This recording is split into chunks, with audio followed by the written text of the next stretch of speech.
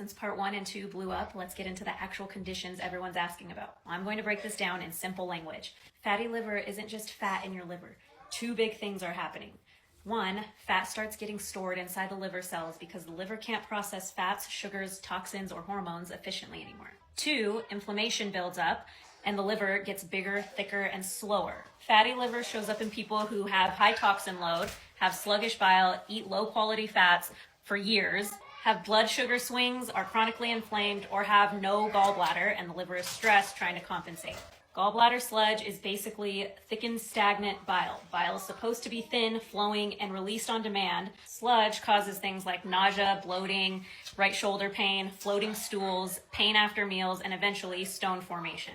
Most sludge cases are 100% lifestyle, diet, and environmental burden, not random bad luck or genetics. Gallstones form when that sludge sits too long and becomes hardened, when bile contains too much cholesterol or bilirubin, leading to the hardening of these substances into stones.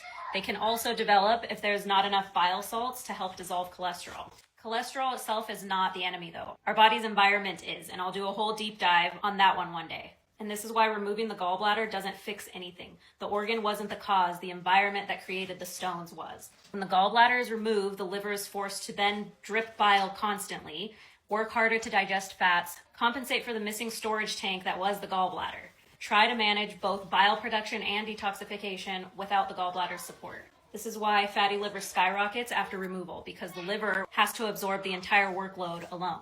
Post-removal people struggle with bloating, diarrhea, vitamin deficiencies, hormonal struggles, reflux, right shoulder pain, and eventually fatty liver. Not because the surgery failed, but because nobody teaches them how to support bile quality afterward. Then there's cirrhosis. This is the end stage of long-term overload, inflammation, scarring, or untreated fatty liver.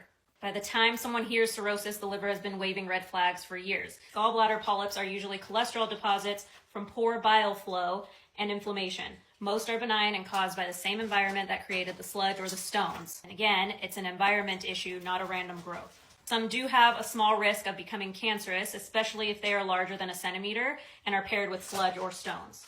And before you scroll, part 4 is where things are going to get real. Liver and gallbladder aren't just about digestion issues. A sluggish liver or dysfunctional gallbladder can show up as things most people never connect, like women being told they suddenly have PCOS out of nowhere, teens with thyroid problems, adults with stubborn acne or migraines, fatigue, weight that they cannot lose, and even anxiety. So if you've been chasing symptoms with no answers, part 4 will probably make a lot of things finally click. Turn on notifications because you don't want to miss this next part.